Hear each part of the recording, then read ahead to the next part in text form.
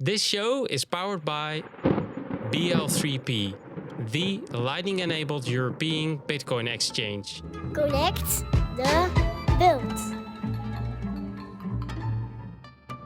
John Carvalho, CEO Synonym, Lisbon. The rooster of Barcelos, also known as Galo de Barcelos in Portuguese, is a well-known symbol of Portugal and a popular cultural icon that symbolizes faith, justice, and good luck. It is believed to bring prosperity, protection, and blessings to those who possess it. Is Bitcoin your Galo de Barcelos? Yes. Do you consider yourself a toxic Bitcoin maxi? Yes. Lisbon, the capital city of Portugal, offers a rich culinary tradition influenced by its history, geography, and cultural diversity. Do you prefer bacalhau abra over pastéis de nata? No. Are you going to speak at the Bitcoin Amsterdam conference this year again? No. I prefer to see Bitcoin as a medium of exchange instead of a store of value.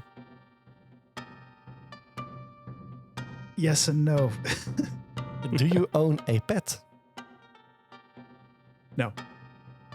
Do you know Lisbon is one of the oldest cities in the world, predating other European capitals such as Rome, London, Paris by centuries? No. Do you prefer a glass of port wine over a glass of Vinho Verde? I have no idea.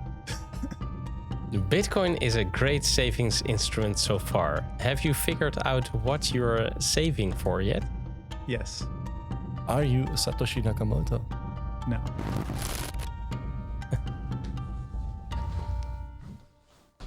Welcome to the Connected World Weekly Podcast. I'm Edward. And I'm Steph. We are ready to take you with us into the beautiful world of the Lightning Network. Enjoy the ride.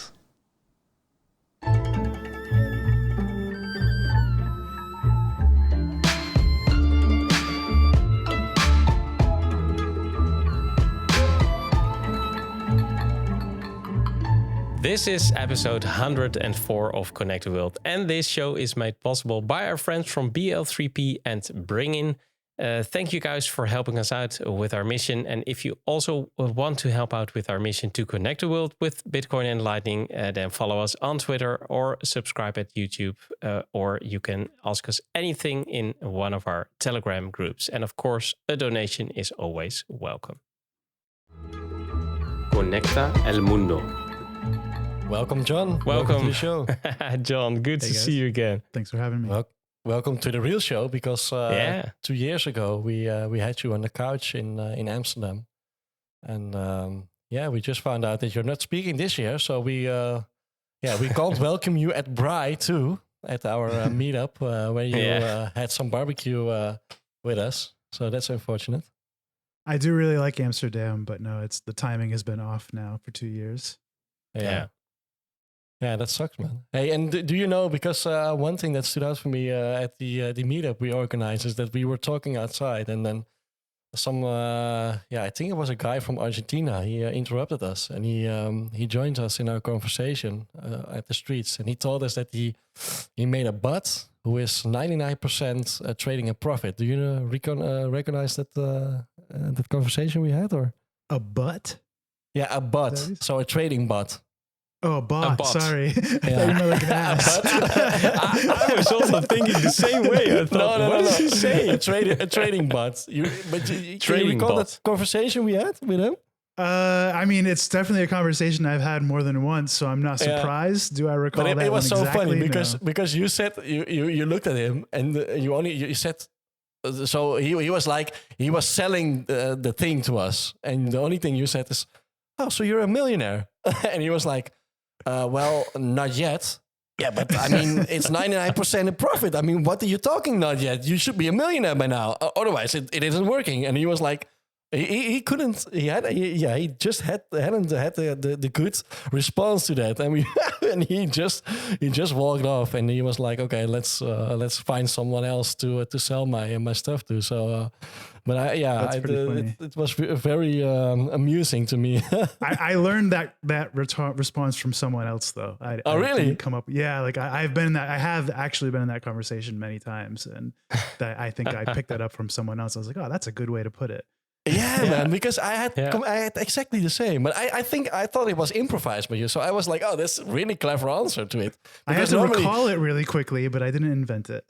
Okay, cool. Because normally you go in, it's like you step into details very quickly, right? So let me explain it to me. How does it work? And then you want to peel off everything, and then come to the conclusion that it's just not the thing that he is selling you. But that's the only question you need to ask is, are you a millionaire? And he's like, no. And then you're like, okay, well, go fuck yourself. Bye-bye.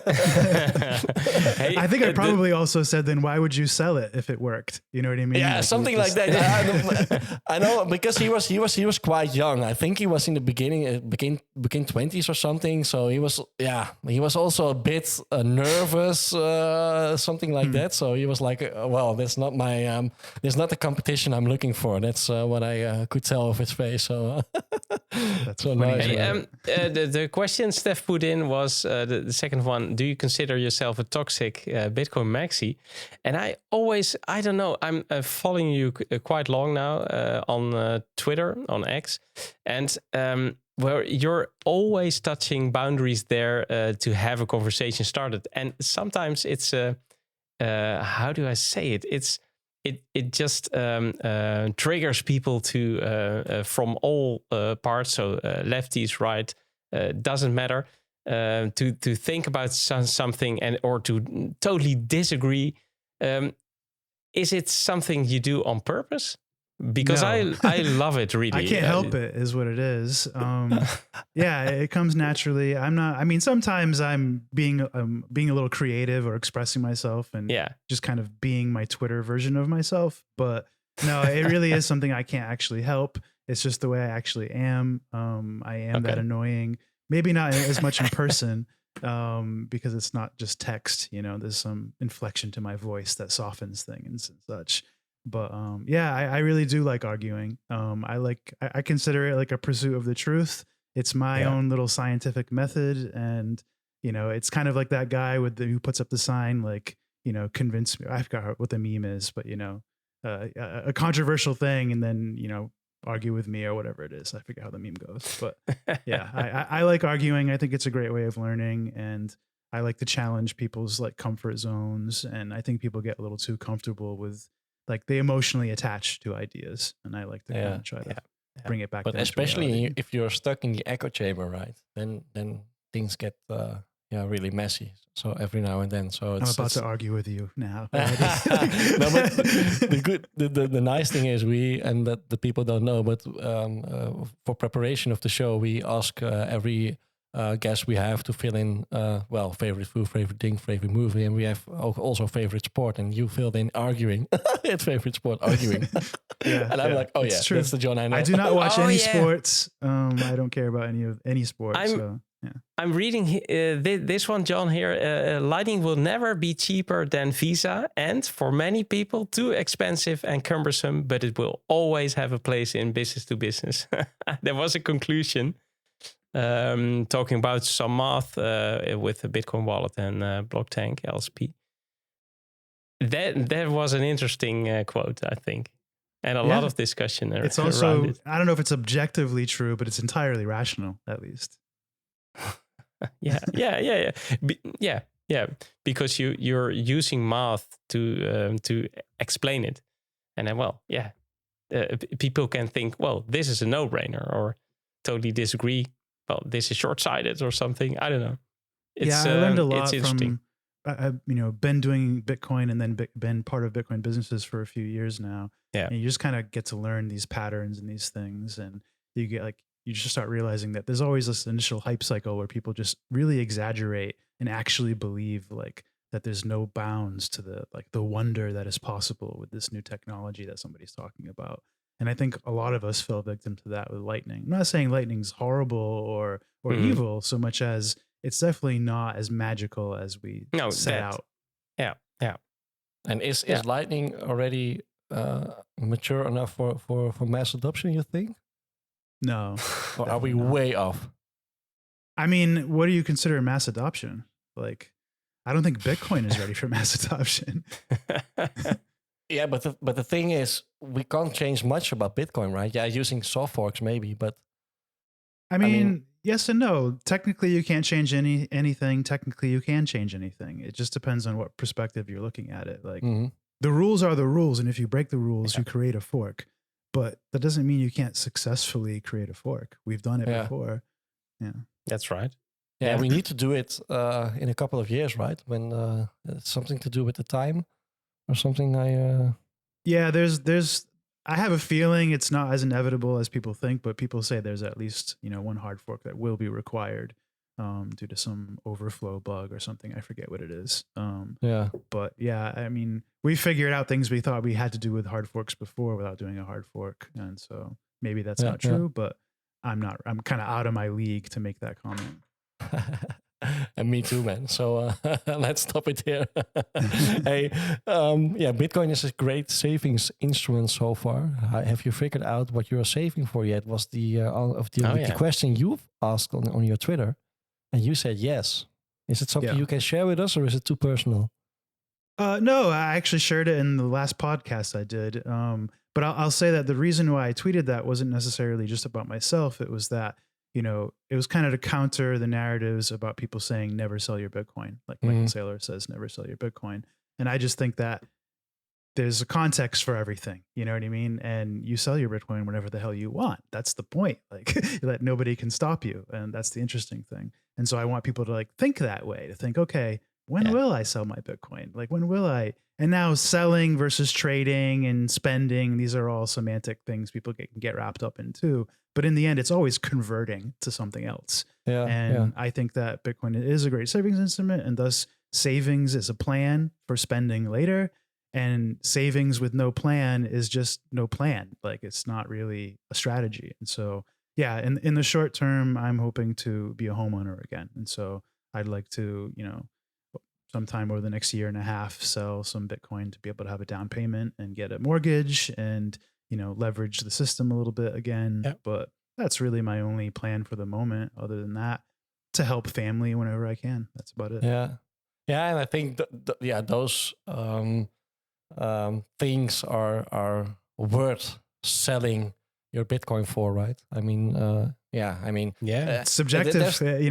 Worth it to me, maybe not to you. It's Yeah, that's right. Yeah, that's true. That's true. I own I have my node, and on my node there are just some Lightning sets, and I use those sets to spend. So really spend Bitcoin in the cafe we have here in Haarlem, Bitcoin Cafe, or at conferences and everything. And then I have obviously my savings plan for life-chasing stuff, I would say. But I agree with you that everyone is free of choice when to spend or convert to something different, or maybe control. I just don't want us all to sound like Ponzi pumpers, What was that lady's name from OneCoin? Ruja. It's like what is the difference between Ruja saying don't sell your OneCoin and Michael Saylor saying don't sell your Bitcoin? I know that OneCoin was an actual Ponzi, but Bitcoin, any money can behave the same way. It just doesn't matter if there's a leader. You can have a very temporary increase in demand, and then you get crashes. Yeah, interesting. And you're living only once, Steph. So yeah, true. So if you're 98, then maybe I will sell my. No. Most people don't have an inheritance plan either, so no. No. I don't have neither of both. So and then need to work on that. It gets out of the market because nobody has your private key or. Yeah. Oh well.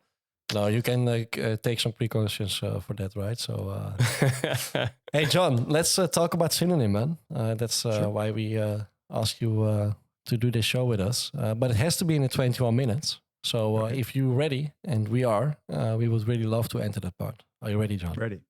Let's do it. The 21 Minutes is brought to you by BRINGIN, the app to reliably sell and spend Bitcoin from any wallet.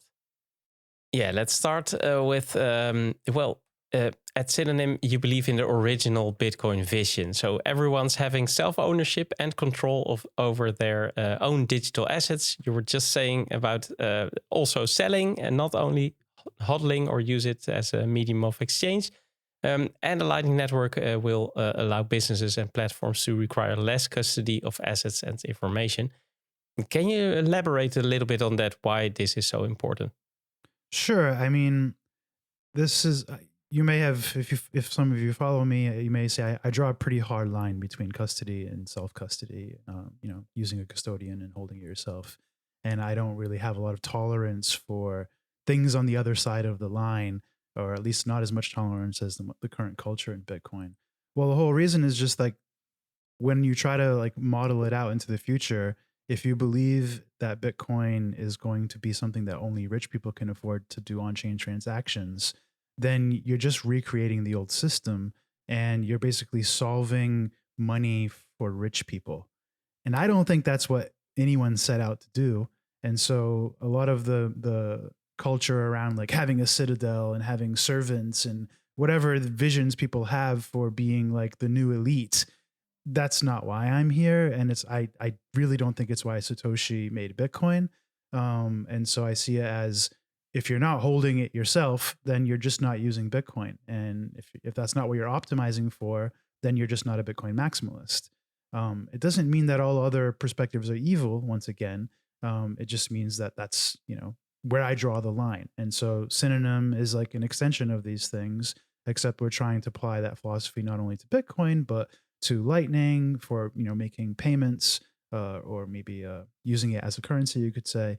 And also for data. And so we're also working on peer-to-peer web stuff and trying to, take the same philosophies for Bitcoin to say, how do you stay in control of your own data, your own identity, your own, endpoints, to be in the abstract. And is the Lightning Network then necessary, in your opinion, to make sure that Bitcoin isn't only for the rich? Because when the network is getting busier and busier, and we won't, and in a world that we didn't have the Lightning Network, for instance, then it will be very almost impossible for people with less capital to hop on the train, right, or to use the network. I can't say for sure that it's necessary so much as that it seems like it's going to help. If that means it's necessary, I guess. But yeah, it's like we were talking about earlier. I do think that its capabilities are more limited than we originally anticipated, and that means that its ability to help scale Bitcoin and have a lot more people holding it themselves will be limited. And this is true of all scaling proposals for layers, or even the pseudo custodial things. They all have their limits, and they all have their trade-offs, significant trade-offs. So, it's more likely we need like a lot of advances in hardware and telecommunications if we want to scale Bitcoin to be, mass adopted than anything else, because that's how you keep it decentralized despite it having larger blocks or whatever other type of, overhead you want to put on people that are trying to hold it themselves. Yeah. And well, talking about scalability, I was immediately thinking, how do you approach with Synonym building on Bitcoin and Lightning with these concerns in mind? Because scalability, I guess, is a very important aspect. What is needed in the future, and how can Synonym help with this? We try not to be terribly opinionated in an actual active way when it comes to the Bitcoin protocol. We're not protocol developers. We don't contribute to the Lightning. Well, we do contribute a little bit to the Lightning spec through the LSP spec group. But we don't really we're not looking to ruffle feathers as far as the consensus goes. Even my ruffling of feathers in my, topics on Twitter, it's just theoretical. It's not meant to be like, this is what I think we must do now. It's just meant to be like, here's how you think about this problem. And if you don't think about this problem this way, you're not going to solve the problem.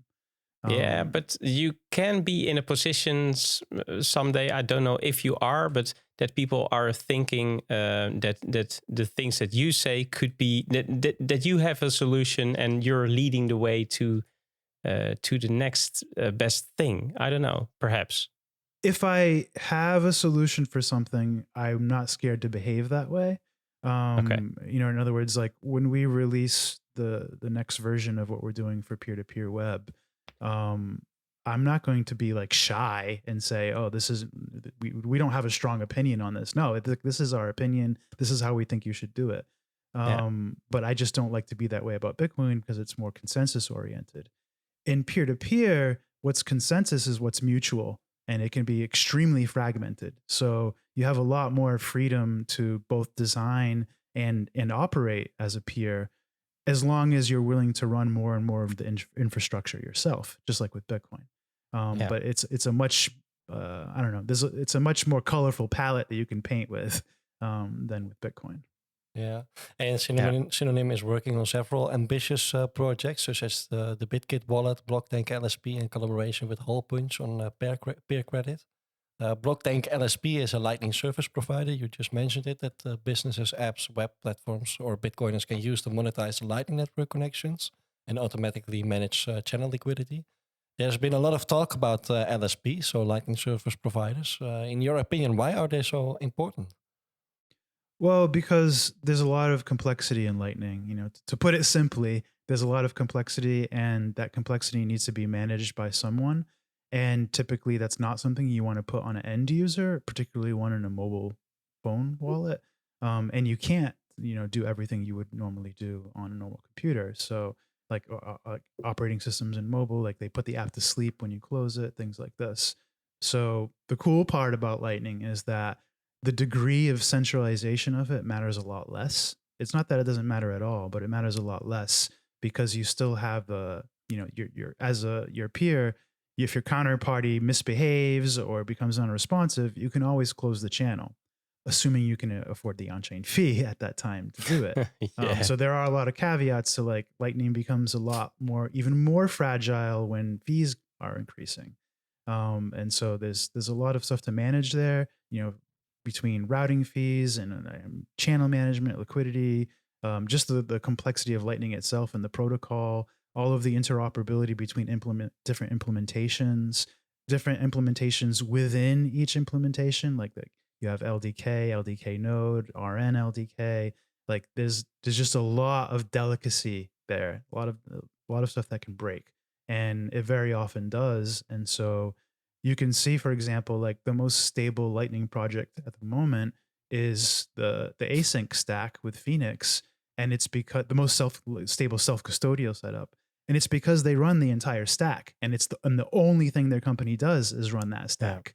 From the server to the wallet client and to the LSP, they run it all, and that's the only thing their company does. And if that's what it takes to get Lightning to be stable, then you're going to have a pretty centralized Lightning, right? Arguably, potentially too centralized. You're going to have say 10 years from now, it's only async and Lightspark running Lightning, major hubs.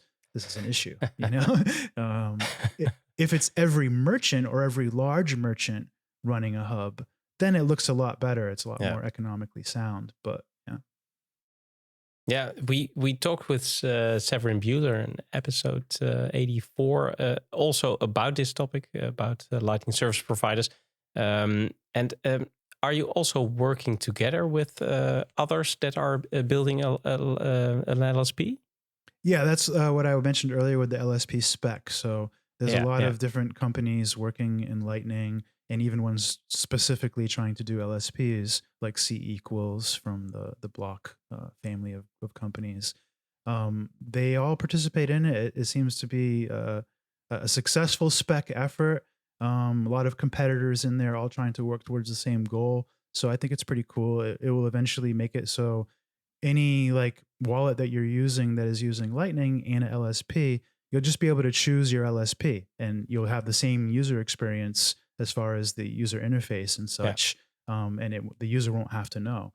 like, for example, in our case, what we're hoping to do is we don't serve US and Canadian customers for our LSP. And so what we're hoping is to do something like when somebody loads the app in the US, it just switches to a US compatible, LSP, and the user doesn't know the difference, Yeah, that sounds great. Are there any other exciting future specifications or features to the Synonym BlockLink LSP spec that you can share with us? Well, it's not the Synonym LSP spec; it's the communities. Like we don't own it or dictate any of it. We have Severin there representing our interests and mostly just representing the interests of Lightning. Like we're not really trying to bias the outcome.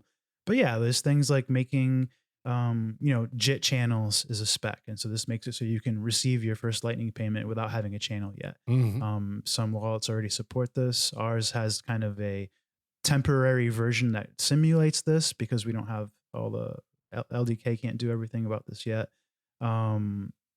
And we'll have probably, I think, I don't know if that they've agreed to it yet, but another future thing would be maybe a watchtower spec and agreeing on that through the lens of an LSP.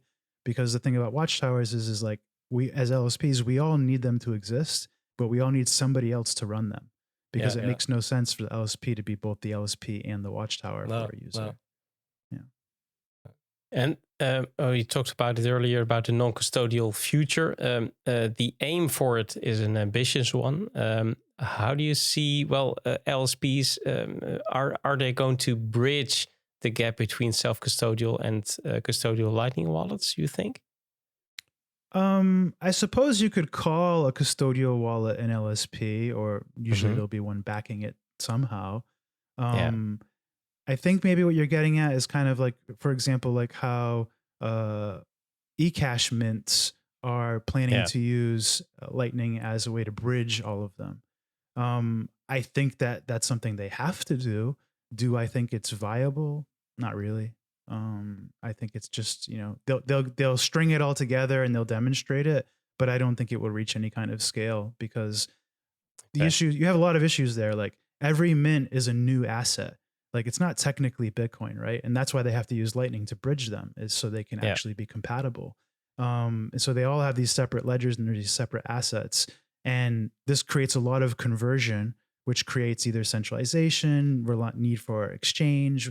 It puts the mint in a position of acting as not only a custodian, but also a payment processor. And so the regulations are going to be very applicable, if not already, honestly. It's just that these things, while nobody uses them, fly under the radar. But as soon as you get them to any scale that's actually useful, they're no longer under the radar. They have to actually run as a business and make money and follow the law. And these kinds of things start becoming less viable. Maybe I'll be wrong, but again, you all know I'm biased because I draw a hard line there. Doesn't matter. Let's talk about the BitKit wallet you guys have, John.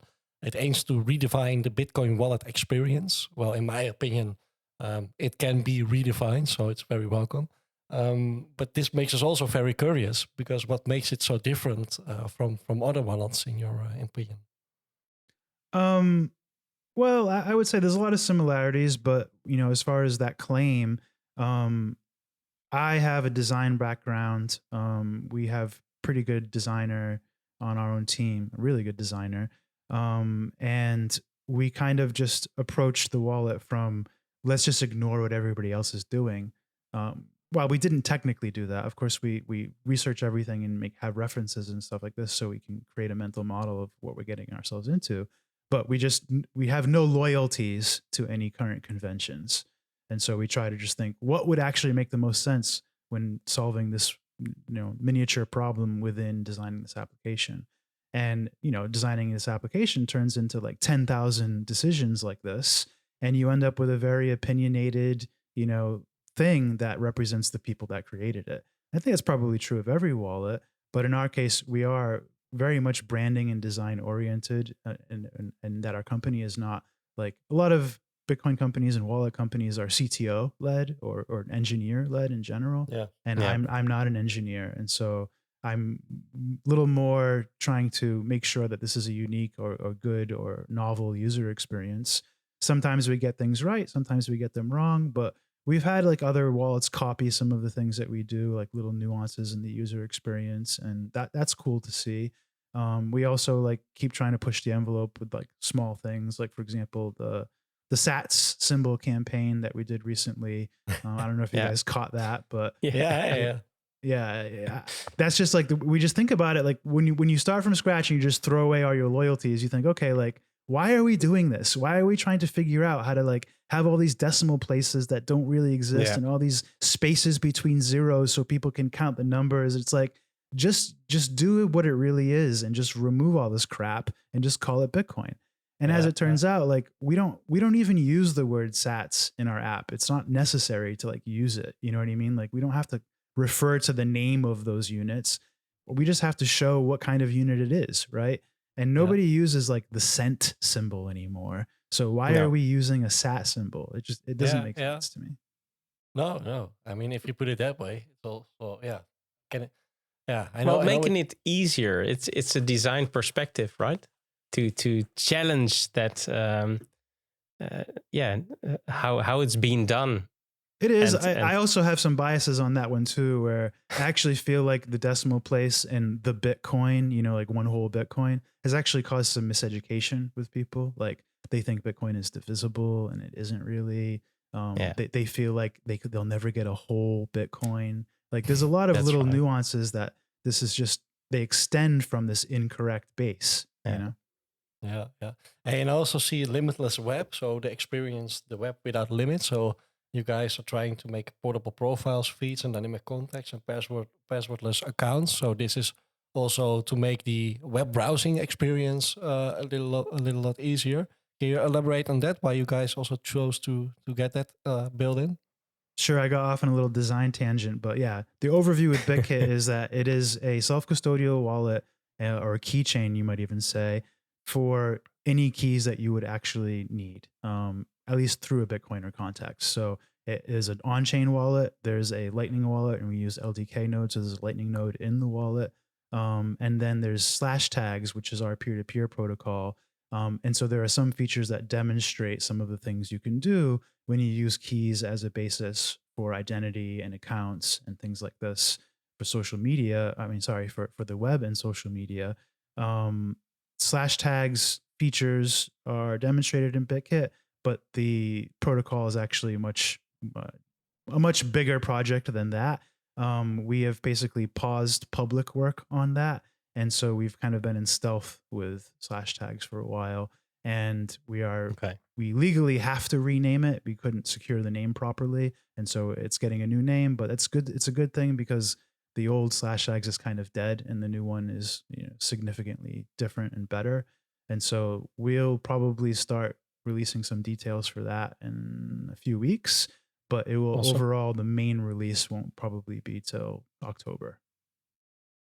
Hey, and the social profile, because I was seeing how it will look. Is it also possible to add notes or to message to another person? Because I was almost thinking, well, a Nostr is really giving you control over your own identity. Perhaps you're thinking about implementing it. So the first question is no, not yet. You can't do messaging. Not with the current design. I mean, you could definitely string it together if you wanted to. We just don't do it in BitKit. As far as Nostr goes, I would challenge your portrayal. I would say, yes, Nostr is very comparable, but Nostr actually is pretty bad at the identity part. There's not really much intention put into the key management, the way people use keys. Mostly people are putting their private key into trusted applications. And so that's the part that they probably worked on the least. Again, I don't follow too closely, so they may have corrected some things or have plans to correct them. But as far as what I know about it, that's one of the weaker sides. But yes, there's a lot of similarities to what's happening with Nostr. I would just say we changed. We're doing things different in the ways that we think they're doing them wrong, and so that's our opinion on it.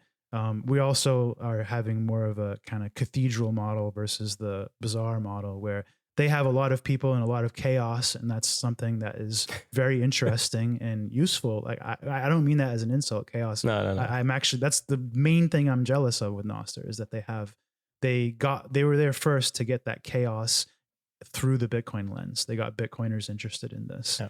And so that's the main thing that I see that they've accomplished. But we know what we want to do. We don't necessarily need the help of the entire community to get there. We can see where the end is, and we're just trying to create, all the code that we need to get there. So the iteration is more intentional, I guess you could say, and less chaotic or less mutated. Yeah. Hey, the wallet itself has a lot of features. For example, live widgets, and we already talked about some.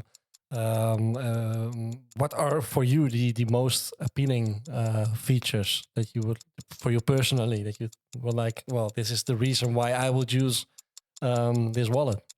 Sure. I mean, it's kind of hidden, but I think the coolest feature is that you can pay contacts, and this works in a way that is much cooler than you might see with Nostr or other things, in that it has this thing in the background that we're changing the name of this too, but we're releasing it as an entire tool, but called /pay. And what it does is when you add a contact, you're adding just a generic key, but when you look up that key on a DHT, you can actually go and find any different payment endpoints. And so this is basically a way to do different types of payments, different payment methods, and match them in the background so the user doesn't have to know. And this is very simplified in BitKit at the moment, but it could be any payment methods. As an example, BitKit only supports Bitcoin on chain and Lightning as payment methods. Well, suppose something like Exodus Wallet, which is a shitcoin wallet, they also have Lightning and they have Bitcoin, but they have Ethereum as well. Well, if they supported this protocol, then they'd be able to have contacts that were common across these two applications, even though the payment methods are not necessarily common. And the user wouldn't have to care what the other user, wants or whatever. They just automatically choose to pay that user, and it automatically finds whatever the matching payment method is, and it uses that as the delivery mechanism. And it does this in a self-sovereign way. This data does not have to be hosted on a trusted server. You could host it yourself if you wanted to.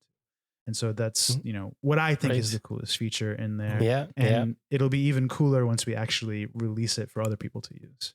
Yeah. Awesome. Yeah. Edwin, I know we ran out of time, but I really want to ask one more thing, if I may, please. Of course. John, because I was thinking, are you guys also planning maybe in the far future to release your own hardware wallet? Because the thing that I am missing is I have tons of Lightning wallet apps on my phone, but I also have my own my multi-sig setup, and I'm now going to test the BitKey from Dorsey. But it would be very cool to have something like that integrated in an app like BitKey, so you can maybe transfer in between, or have both the positives of both ways to keep your Bitcoin, if you know what I mean. I think BitKey, unfortunate similar name, but I think BitKey is trying to do something like that. I would say, but they don't support Lightning, for instance, right? Well, Lightning you have to live sign. It's a hot wallet. And so to do cold Lightning, which would be the only reason to use hardware, there are some interesting things. I don't know if it was told to me in confidence or not, but Satoshi Labs has some interesting ideas about doing interesting things with Lightning and hardware wallets. Okay. And so I'll just summarize and say, I think there's enough good people working on hardware wallets that I don't feel a lot of urgency to enter that arena. My interest isn't in selling a million things. That's not why I'm here. My interest is in solving problems for a million people. And so that problem appears to be getting covered pretty well by, in my opinion, by Satoshi Labs and Trezor and things like they're doing it in some of their competitors as well. So I think it's unlikely I would get into that. It's very likely that we'll add support for existing hardware wallets in BitKit. And so there's that. And of course, if those hardware wallets did support interesting things with Lightning, we'd be intrigued to probably support that too. But if I were ever to get into hardware, it'd be more likely that I would get into the arena with Umbrel or something like this. I think what they're doing is really interesting. Then again, I think they're doing a great job, so I don't know that I need to get in that arena either. But because of all the peer-to-peer web stuff we're doing, I would just say if we ever were to go in that direction, it would probably be more in the direction of like a personal server or a router or something that is not a Bitcoin hardware wallet. No, only at cool. least.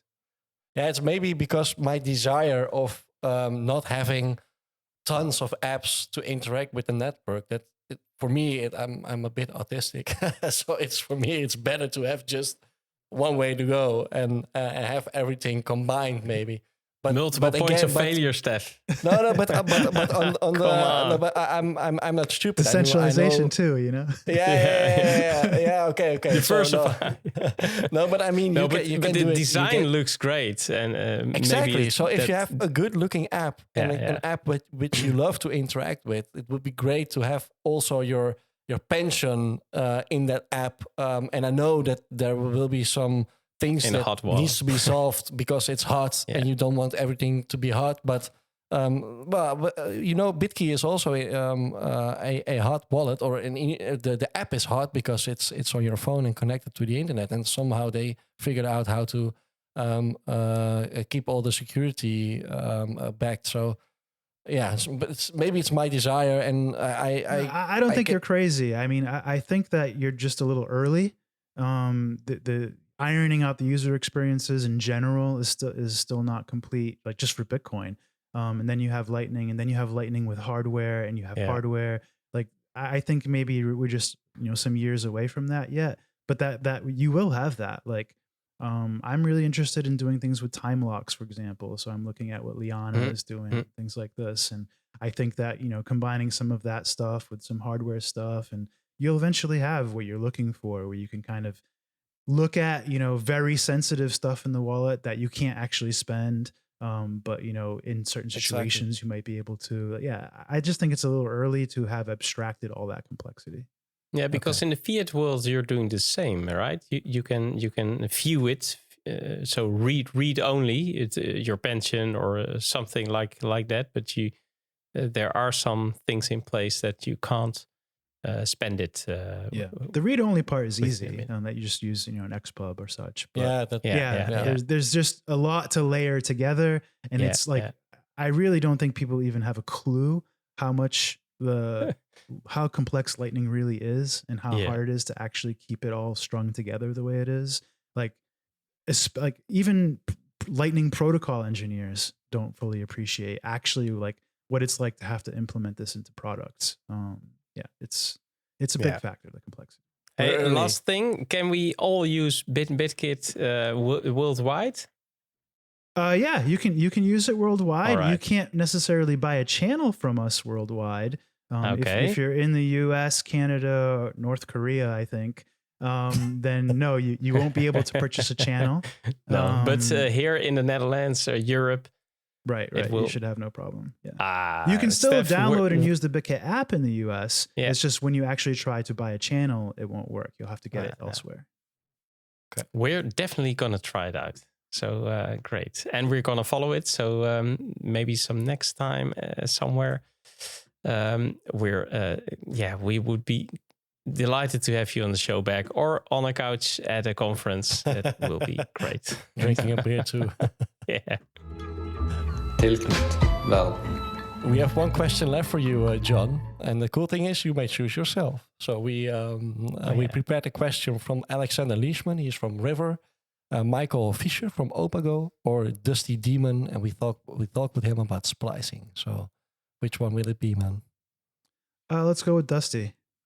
Cool. All right. Here it comes. I'm Dusty Damon of Splicing. When and where can you reuse a Musig 2 knots in a Lightning channel situation? I don't know.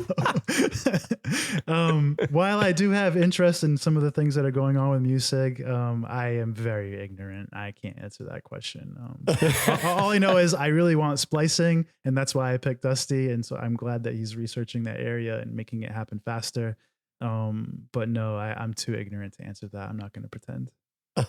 Okay. Well, we will. Hey, John, we can't put this on X or something with his voice and your answer, right? Or I don't care. I have no problem admitting it. Okay. It's totally fine. I don't want people to think I'm a liar or a bullshitter. That'd be even worse. No. Well, we will send him your regards. Awesome. That's no problem. Helt wel. Okay, John. Well, thanks for all the work you do within the Lightning space. Thanks it's again. always nice to see you going, and keep doing what you're doing, man. And we are following you, and we'll be following you the coming years. Yeah, for BitKit. I'm very curious. So definitely. Yeah, man. Hey, where can people follow you, John? So on Twitter, I am Bitcoin Error Log. The company website is synonym.to, and then BitKit is similar, bitkit.to. If you want to try the app's still in beta. We're hoping to come out of beta in June, probably at BTC Prague. Yeah, cool. So BTC Prague, if everybody wants to see it live in action, that will be interesting to follow. And thanks to everybody else for listening in, of course. And thanks for all members participating in Satoshi Radio Rings of Fire. And of course, everybody helping to connect the world with us together. So if you like our content, then please support us in our mission. Visit our website, connecttheworld.live, where you can also donate and subscribe, like, and share our content on your favorite platform. So we need you to complete our mission, connect the world.